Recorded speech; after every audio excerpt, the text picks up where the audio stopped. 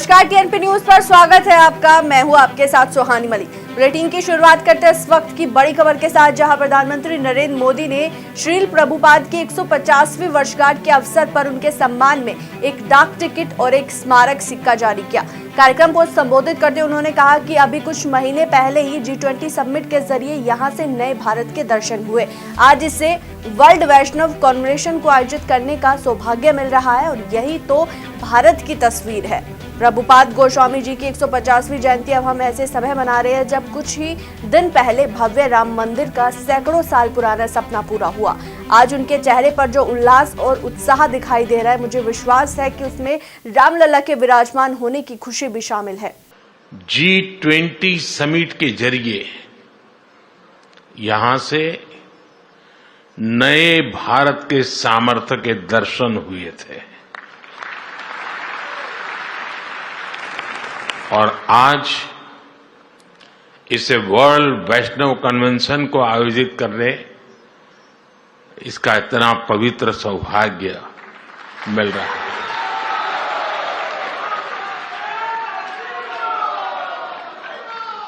और यही तो नए भारत की तस्वीर है। प्रभुपाद गोस्वामी जी की 150वीं जयंती हम ऐसे समय मना रहे हैं जब कुछ ही दिन पहले भव्य राम मंदिर का सैकड़ों साल पुराना सपना पूरा हुआ है। आज आपके चेहरों पर जो उल्लास, जो उत्साह दिखाई दे रहा है, मुझे विश्वास है इसमें रामलला के विराजमान होने की खुशी भी शामिल है। यूपी के सीएम योगी आदित्यनाथ के 3 जगहों की मांग वाले बयान पर समाजवादी पार्टी प्रमुख अखिलेश यादव ने कहा कि सीएम संविधान से बंधे हैं। उन्हें ऐसा कोई बयान नहीं देना चाहिए जो सीएम के तौर पर ली गई उनकी शपथ के मुताबिक न हो। ये अभी तक स्पष्ट नहीं है कि कौरव कौन है और पांडव कौन है। कौरव संख्या में अधिक थे। बीजेपी कहती है कि वो दुनिया में सबसे बड़ी पार्टी है। हमने महाभारत में पढ़ा है कि जिसके पास सबसे बड़ी सेना थी वो कौरव थे और जीत होगी उनके पक्ष में भगवान है। मैं समझता हूँ मुख्यमंत्री जी संविधान से बंधे हैं, संविधान से बंधे हैं वो, और मुख्यमंत्री जी को वो कोई बात नहीं कहनी चाहिए जो संविधान जिसकी शपथ ली है उन्होंने, शपथ के बाद अगर ऐसी बात करेंगे मुख्यमंत्री और वो भी on the floor of house कि कौरव कौन है पांडव कौन है, तो अभी तो यही नहीं तय हुआ है कि कौरव कौन है पांडव कौन है। अगर आप जानते हो तो मुझे बता दो कि कौरव कौन है पांडव कौन है। और हम लोगों ने महाभारत पढ़ी है, कौरवों की संख्या ज्यादा थी। कौरवों की संख्या कितनी थी? बीजेपी कहती वो दुनिया की सबसे बड़ी पार्टी है, तो अभी तो यही तय नहीं हुआ कि कौरव कौन है पांडव कौन है।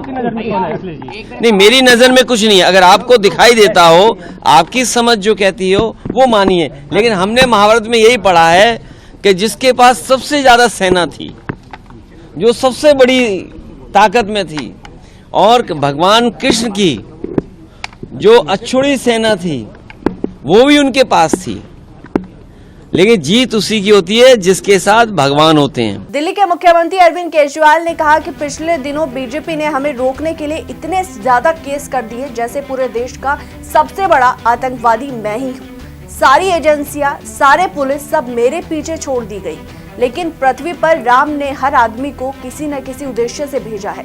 पृथ्वी पर बीजेपी का यानी कि उनका उद्देश्य है झूठे सच्चे केस बनाकर लोगों को परेशान करना, लेकिन भगवान ने मुझे आपके लिए स्कूल बनाने, मुफ्त बिजली देने और आपके लिए अस्पताल बनाने के लिए भेजा है। इतने इन्होंने पिछले दिनों में तो हमको रोकने के लिए इतने हमारे ऊपर केस कर दिए, इतने केस कर दिए। कभी ईडी का केस, कभी सीबीआई। रोज पढ़ते होंगे आप, देखते नहीं देखते टीवी में?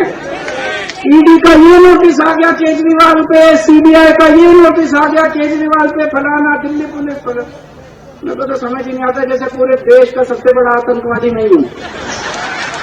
सारी एजेंसी, सारी पुलिस, सारी सब मेरे पीछे छोड़ रखी है इन्होंने, जैसे पूरे देश का सबसे बड़ा आतंकवादी मैं हूं।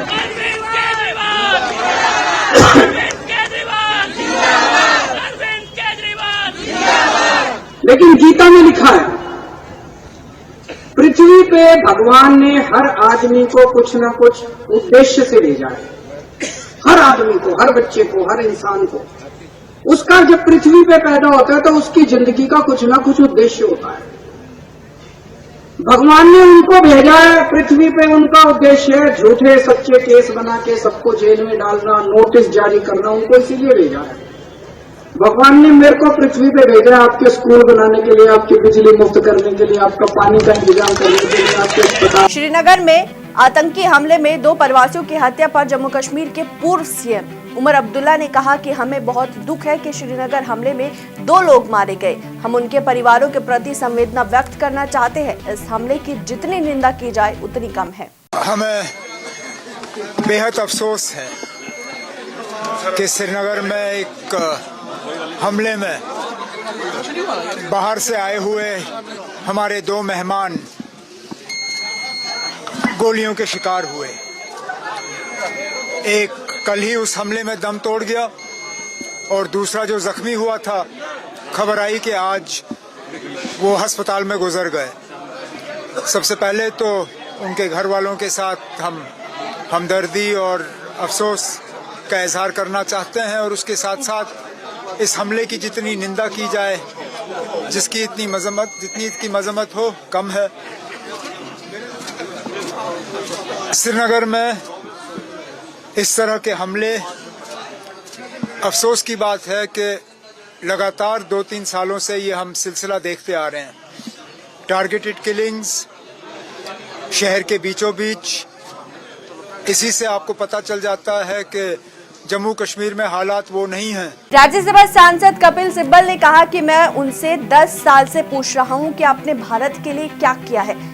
जब वो 2014 में पहली बार सत्ता में आए तो पीएम मोदी ने कहा कि आपने कांग्रेस को 7 साल दिए, इसलिए बस मुझे 10 साल दीजिए और मैं भारत को बदल दूंगा।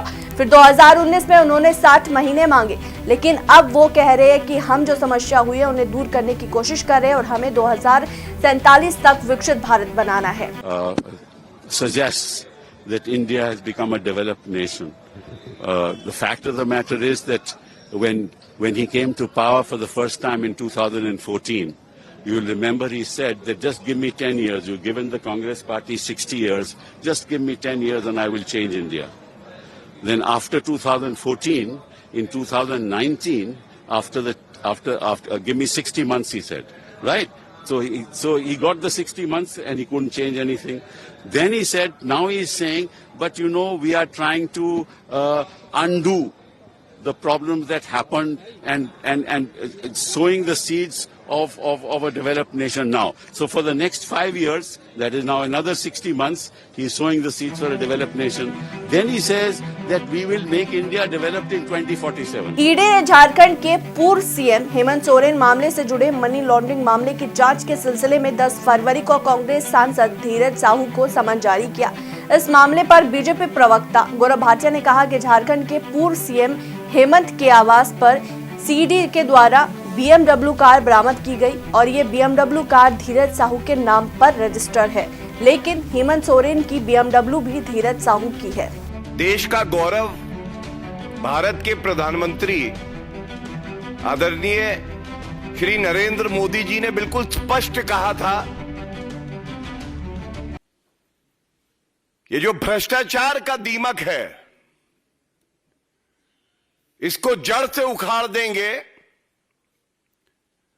और जो राजनीतिक दल